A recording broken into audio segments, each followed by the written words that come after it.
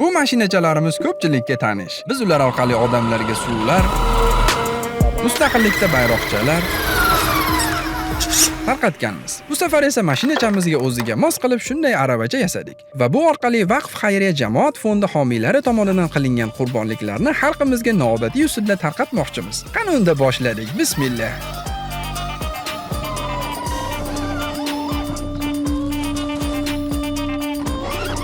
Aytgancha, mashinachamiz birovning uyiga borganda biz joylagan shunday qo'lchasi orqali odamlarning darvozasini taqillata oladi. Fället var det inte om det står har du sån. Bara du vet vad man var inne på.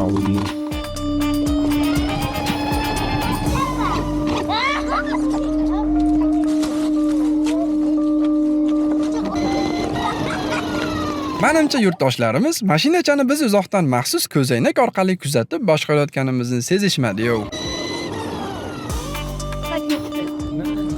Maşallah.